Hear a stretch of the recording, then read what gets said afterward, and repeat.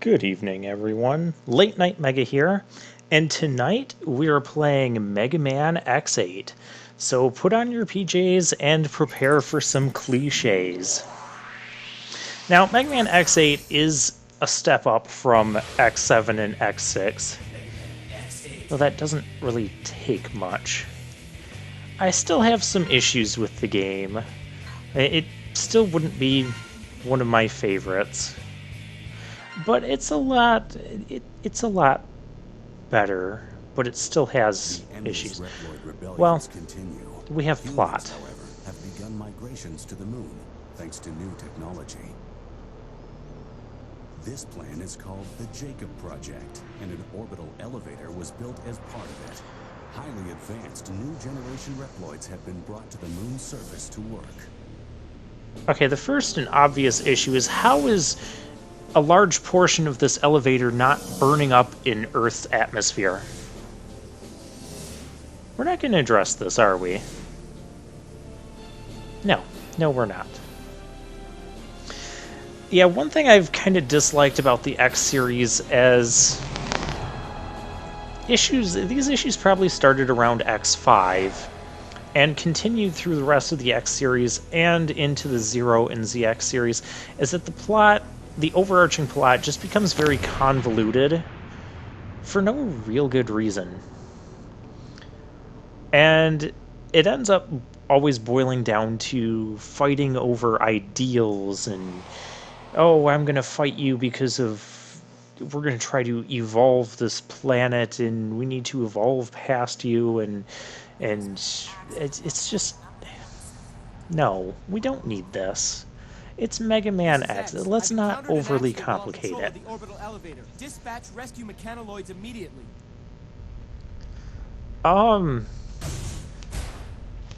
You might want something different than rescue mechanoids. It's Sigma.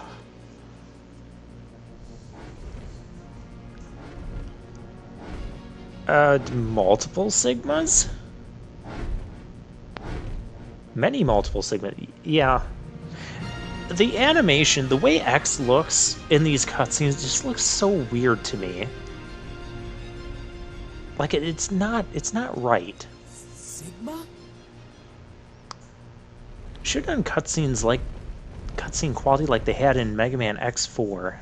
To protect ourselves from damage during the accident, we had to copy a sturdy Sigma body. We new generation Reploids enjoy complete and total immunity to all viruses. Oh, well, isn't that convenient? So even copying something as dangerous as Sigma provides no risk. Somehow I'm not going to buy into this. I'm Lumine. I'm the director in charge of the elevator and of the Jacob Project.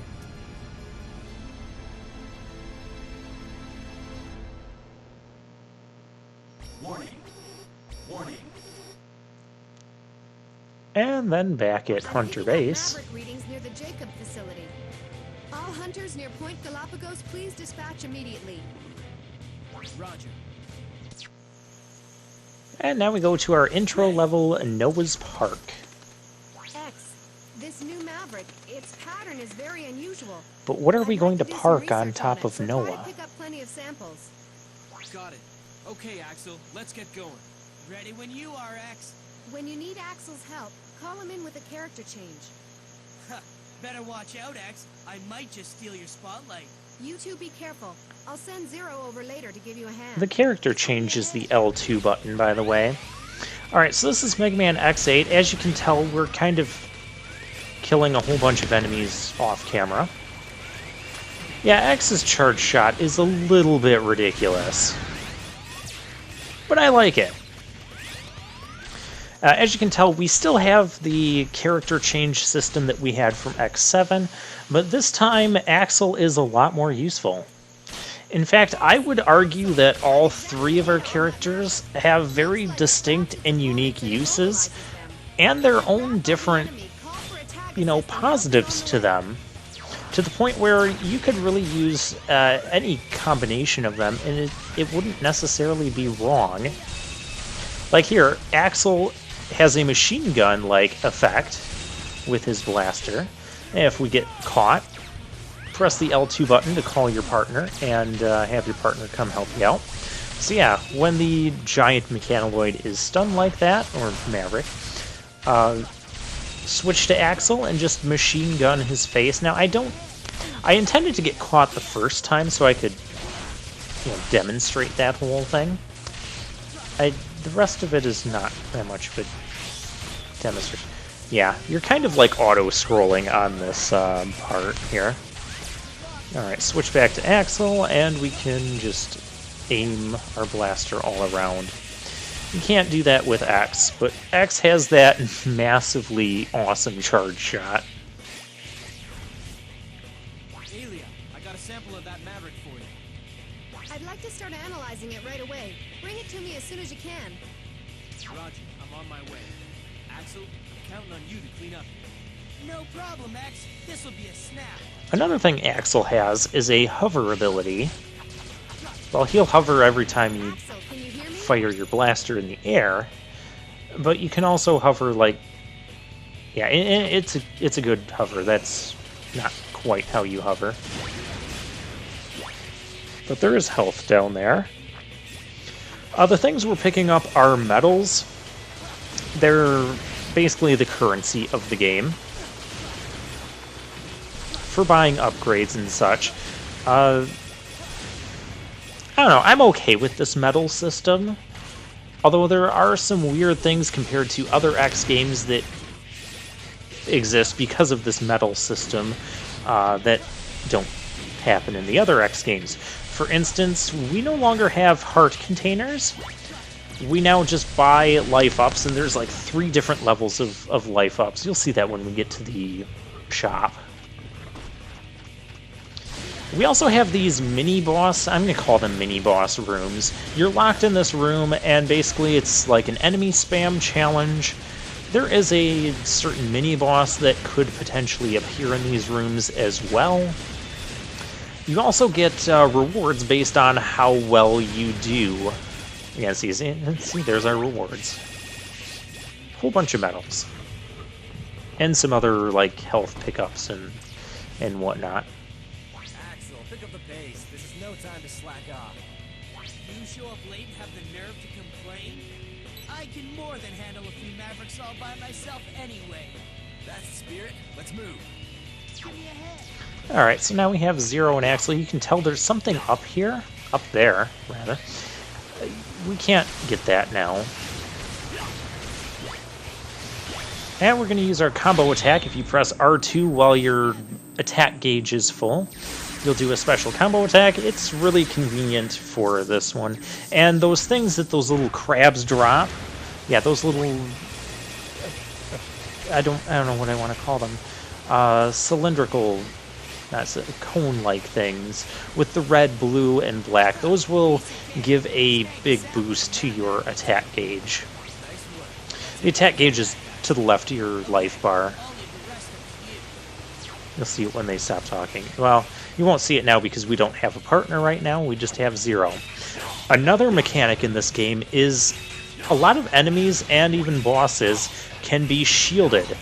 You can see it takes Zero's third slash and his triple slash, the upward swing. That's the only one that has to connect with the shielded enemy to break their shield. You do have to be careful through this part because, as you can see, it's really easy for Zero to get hit. And we don't have a lot of health. Can you hear me? So you can take a death through here if you're not careful enough. The enemies do quite a bit of damage. Another thing you might notice is that our health up there turns red after we get hit. Now that was a full restore. What that does is, say you have some health that's red, you can tag out to your partner, and while say while Zero is off camera, and we tagged in, say, X, Zero's health would slowly refill. It's not that slow of a refill either. It's at a pretty good pace. This is a Mega Man X game, so we do have some high pace. typical stuff that we expect from the X games. However, with Mega Man X8, I feel that this game is a bit more on the slow and strategic side, given things like the Barely broke us away. Come on, let's go. like the shielded enemies in that. And by the way, Ailey is about to explain to us how shielded enemies work and how to break shields, even though we've already had to experience going through this in the last section. Why are you giving us a tutorial after we've already done the thing? That's not the most useful tutorial. So yeah, fully charged shot with X there will break their shields, or Zero's third slash, or Axel just continuously blasting for a little bit. In my opinion, Axel continuously blasting, there's a hidden door up here we can't open yet, but we'll be able to in a moment. Axel continuously blasting is the easiest way to break a shield. X will have an easier way when we get a Buster upgrade for him. You'll see more when we get that. Well, we come up here. Those red medals are each worth 50. And we're going to need a ton of medals to get everything in this game. So you want to be collecting as many medals as you can, but those blue ones, they're only worth 1. Yellow is worth 5, red 50. And I think there's purple ones that are pretty rare. They're worth at least a couple hundred. I'm not sure exactly. It might be like 250 or something. 200, 250, somewhere around there. They're worth a lot. You definitely want to get those when you can. And this is the boss gate. Now, this boss can look really super easy or not that difficult. That Maverick signal is getting really close now. According to my analysis, the double attack should work best on this Maverick. We've already done the double attack. Gauge is full, use the double attack. We've literally did that the last time we encountered this Maverick. Once again, explaining things that we've already done.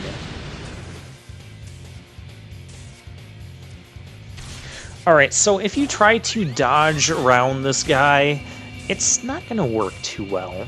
It's basically just shoot him with a charged attack with X, and then shoot him again. You take a nice chunk off, and just repeat. You can see he is dropping more of those cone things.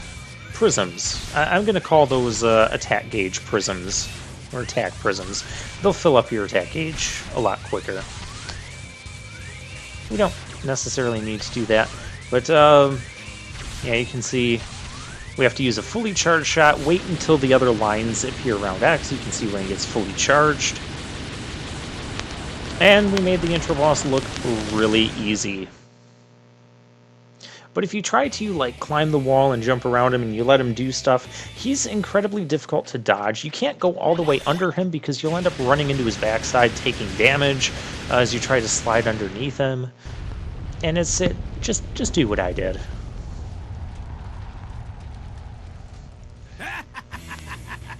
X's mouth just looks really weird.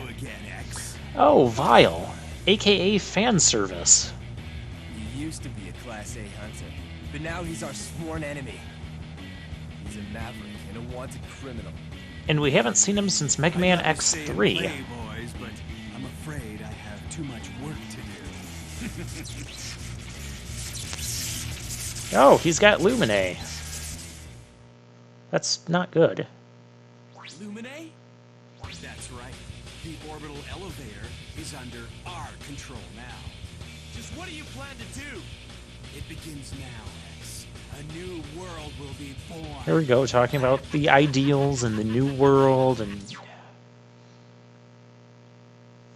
granted, some of that is okay, but it gives us a reason to do that. But I feel like they spend too much time being kind of cryptic about it. I mean, you'll see more later.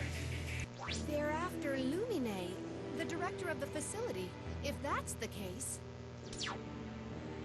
then the ultimate goal must be control of the orbital elevator. Vile just told us that they already have control of the orbital elevator. But Vile kept talking about some new world beginning. And then you have things like that that just don't They make must sense. be under something.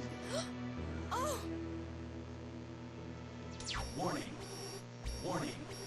No, it's time to meet our I'm picking up a Mavericks. Maverick reading. at least we don't have to like slowly go through all of these. We get, here's our choices right here. So, yeah, we'll just scan through them. They don't give us the names of the Mavericks on here, but they give us the names of the places we're going to. And so I did do a couple practice runs on here just to get a feel for the game, learn where things are, because I've only played this game once all the way through before playing it here on the PS4 through the Mega Man Legacy 2 collection. You can see there's our life ups. Once you get the first life up, then you'll get life up +1, life up +2. There's some of the chips will be the same that you can get for them, and some of them will be different. We'll be collecting special chips. You can see I did that. So I wanted to test different patterns and plan out a good route through the game, which I think I have a pretty decent route figured out. So with that, where are we going to go first? Well, is it going to be the stage? No.